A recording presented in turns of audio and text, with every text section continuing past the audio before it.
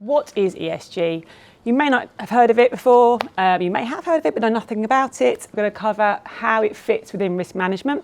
It's actually really well fitting and more people are becoming aware of it, and actually it's really helping with the risk management side of things, reducing your risk in entirety as well as just for the ESG section. We're going to cover ESG talk versus ESG action. A lot of greenwashing comes in when people start talking about ESG and sustainability. So it's what is the talk versus what is the actual action. And then the reframing of ESG, how do we think about it in terms of what opportunities it can create, how it can really help us and benefit us rather than just being a tick box regulatory exercise. And then hopefully from all those bits, what next, how you can take action, go forward, start finding out what you can do as organisations and companies. First of all, just give you a little quick bio. Who am I? So I'm a green expert. I'm energetic, enthusiastic and collaborative force, basically for all things green, eco-friendly and sustainability. My daughter calls me Sustainability Ninja, so I put that in because I quite like that. I'm not all dressed in, like, you know, the green goddess outfit, but I am in green. I like to help all businesses incorporate that conscious strategic thinking about sustainability into their strategies and business models and frameworks. I'm also a mother of two, and I'm concerned about the futures that we are collectively creating for our future generations. And I'm an independent risk expert with over 20 years experience in risk, operational and risk and compliance. Starting off, what is ESG? Well, it basically stands for environmental, social and governance. Some people may know corporate social responsibility.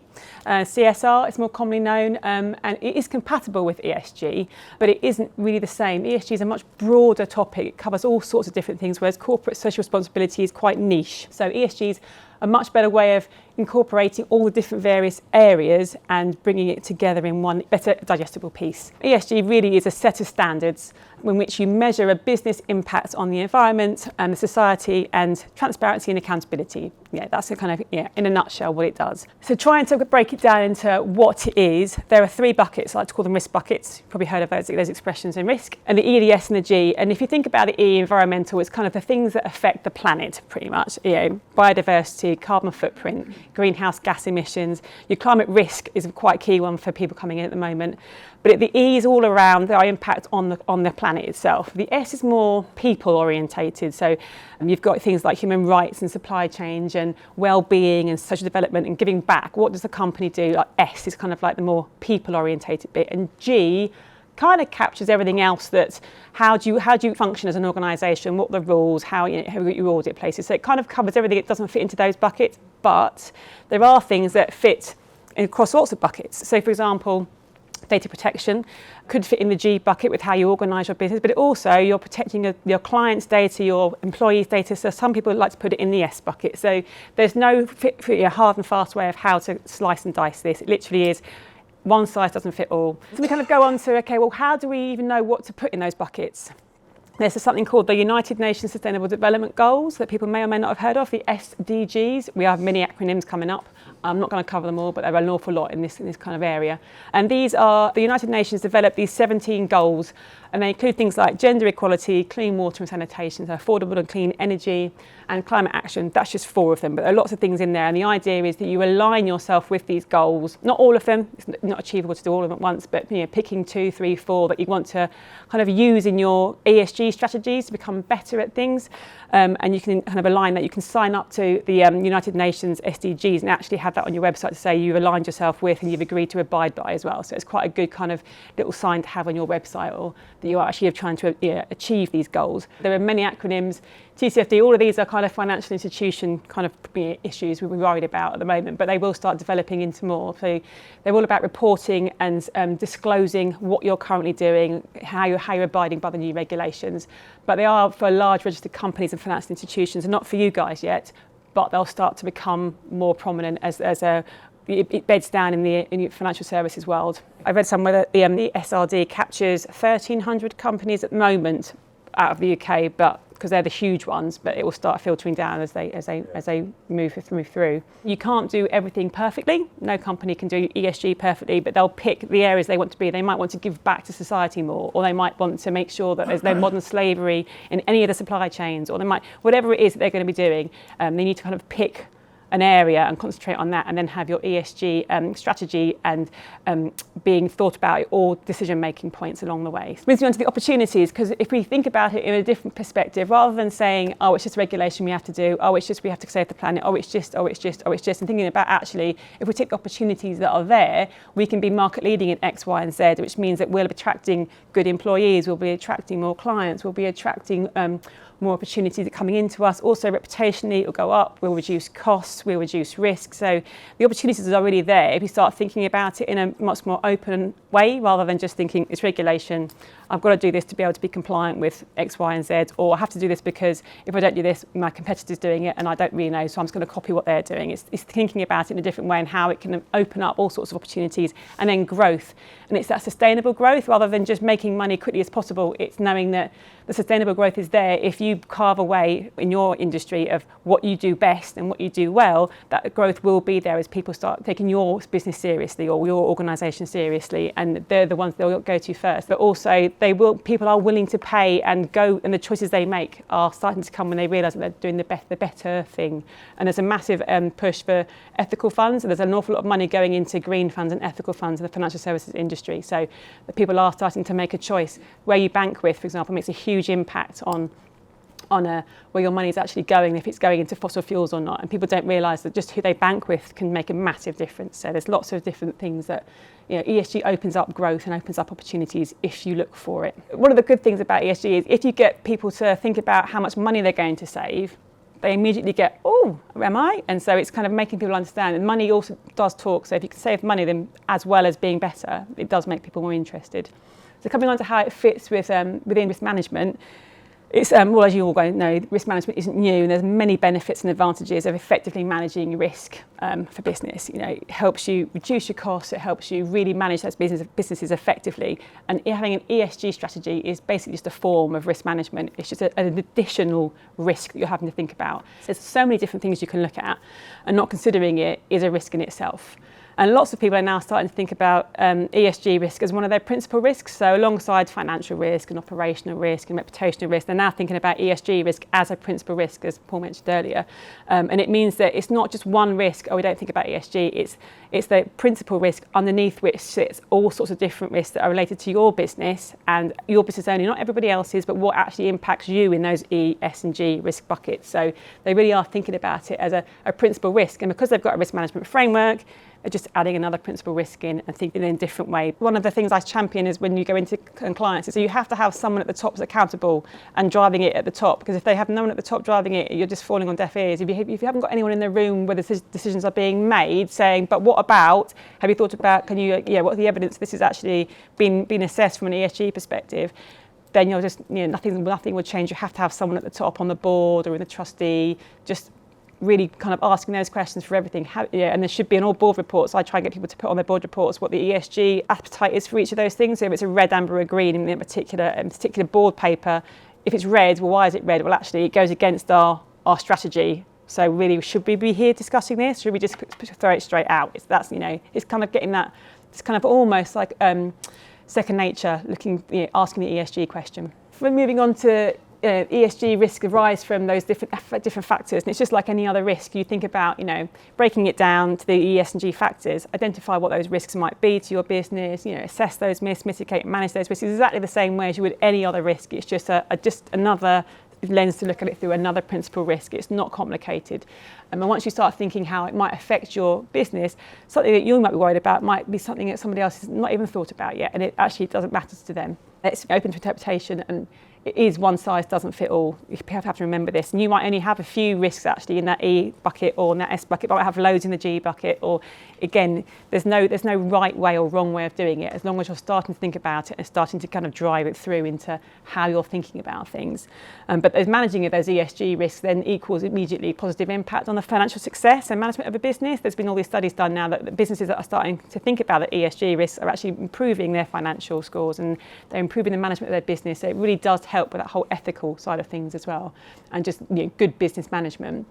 And integrating ESG factors into corporate decision making is good risk management. That's how it kind of fits into the risk management side of things. And then we move on to the ESG talk versus ESG action. Action does speak louder than words. It's all very well committing to, we're going to be net zero by 2050. That's great. What are you actually going to do? What's the action you need to take to be net zero? That's the minimum. That then leads on to the whole greenwashing aspect of things. And a lot of people don't really understand greenwashing. You may have heard of greenwashing, but it's pretty much when you say something or do something to kind of almost give the impression that you're greener than you are. So, for example, Shell got taken to court over this. They have a very, very, very, very, very small, minuscule part of their business is green energy. The rest of it is fossil fuels. And they had a massive campaign about how green they were, how much they're doing for the environment because they've got this green energy, and they really, really pushed that green energy bit. But I think it was 0.01% of their own total, I think it was something ridiculous like that. So they then got, obviously their adverts got taken down, but that's one prime example of greenwashing. They are one of the biggest polluters, big producers of carbon emissions in the world, and yet they're saying that they're green because they've got the tiniest bit of green energy that they're doing. So greenwashing is action or words to say that you're giving the impression that you're greener than you are. So those green funds we mentioned earlier, they've called themselves ESG funds. They might invest in 2 companies that are wind farms, and everything else is fossil fuels, but they're calling themselves green because they've got 2 investments in wind. Then that's now having to change because that's not acceptable. When you're thinking about ESG and starting to work out what you're going to be doing in terms of your strategy and how it will impact you, you've got to be very wary that you don't just push one thing that might potentially be green and ignore all these big kind of red flags over in the corner that aren't green. But if you just don't talk about them, that's fine. And you put your hand up and say, actually, we're not very green in this area. E is really bad for us, or we're not very good at the S, so we're going to make sure that we are going to do something about it, not just don't talk about it and hide it and highlight this good over here. No one's perfect. Everyone has to start from somewhere, and knowing that you have to improve is a whole part of this, as people like to say, journey, but it's knowing you have to improve. You can't report what you don't measure, so you need to start somewhere. So if you know you're really good in some areas and you're really bad in other areas, if you measure it from day one, then you know where you're going to improve on. You know, actually you don't need to improve in this area because you're already nailed it. You've already got green energy, you've already got solar panels on the roof, and you charge your clients' cars or whatever it might be. You need to have starts, and you don't know how to measure it. That's when you get the external help, because it can be quite complicated and confusing and overwhelming. But you need to start somewhere and say, okay, from today, this is our baseline. We're going to go forwards from here. So that's the action you then have to start taking. So the talk is all about understanding what you want to do, and but being very wary of greenwashing and not really knowing what you're going to be doing. And then the action is really understanding, okay, we're starting from here. External help do we need? So you're going to move on. It's kind of that awareness. There are step-by-step processes. It's the awareness, understanding of where you are, and the acknowledgement that, yes, you need to do something about it. It's not going to go away, and let's start doing it. Then you have a discovery phase, where you are. What is your baseline? And then the planning stage. So based off the discovery phase, you might get people to come and help you. There's lots of kind of companies popping up that can help you map your carbon footprint. They can help you map all sorts of different things. They can get Power BI in there so you can see what your energy consumption is doing. There's all sorts of different things in there that can help you understand where you are now, and then you start to roadmap and plan how you're going to get there. So what's your 1-year plan, 2-year plan, 5-year plan, 10-year plan? And then that ownership and accountability is massively key. If you don't have someone at the top driving it, nothing will happen. It's all very well you sitting in a room with all your colleagues really wanting to drive this forward, but unless you've got someone at the top that's sitting on those board meetings and sitting in those trustee meetings and those risk audit committee meetings, that's not going to happen. So that really is key for that accountability and ownership. And it generally starts with the CEO and work your way down, I find. And then it's investment. And that's not necessarily financial investment, that's time and energy. Because if you've got people that you need to do the things you need to do, so road mapping and actually starting to take the action, you have to give them the time and maybe change their job description slightly and invest that energy in and let them go out and do the things they've got to do. It's not just a side of the desk thing, it's an investment in people being able to do the steps you've put in place to start changing things up and really introducing your strategy and training people and educating people. So there's an investment there of time and energy, as well as sometimes from financial investment. And there's just the reframing of ESG. It really is key for risk management. It's not just, there's a regulation, we better start thinking about it. It's actually really helps with your whole risk management process. The benefits are, financial, reputational and commercial. Being able to manage your risk correctly does actually add a lot of value. And just like ESG strategy adoption immediately starts to reduce your risks and lowers your costs, improves reputation and attracts employees. There's been lots of studies recently about the younger generation coming through. And one of their first questions they ask potential employees is, what are your ESG strategies and what are you doing about this, that and the other? And if you haven't got one, and you can't answer it, or you say, well, we're going to be net zero by 2050, they go, goodbye, and they go off and find somewhere else to work for. It's becoming a real thing that they're looking for. So it also retains employees once you've got the good employees in there. Somebody asked me about how much money it's going to cost, and actually it works out how much money you're going to be saving by implementing different things. Printing, for example, key thing. Why do we print everything? We don't need to print everything. And one of the companies that I work with, they saved so many thousands of pounds because they just got rid of all of their printers. They realised they were any printing habit, they didn't really need it. They invested in iPads and new laptops and things like that to last them, to have the big ones. So you actually don't have to print everything off, and with the pens and you can write everything on there. And they've got rid of all of their printers, and they've saved some thousands of pounds on the paper and the printer upkeep. And so there's lots of different things you can do. And just thinking about ESG, kind of, if you change your mindset up, you get new results. So it's crucial for long-term value creation and business longevity and sustainable growth, as I said before. Changing the mindset and reframing it and almost pivoting and understanding its opportunities and its growth kind of capabilities really does reframe it and takes it away from being a tick box to actually, this is really adding value. We can really work with this. We can understand where our risks are and how we can take advantage of those opportunities that are coming along. So kind of reframing it is really, really necessary. Like I said before, integrating it is good risk management anyway, not just a tick box exercise.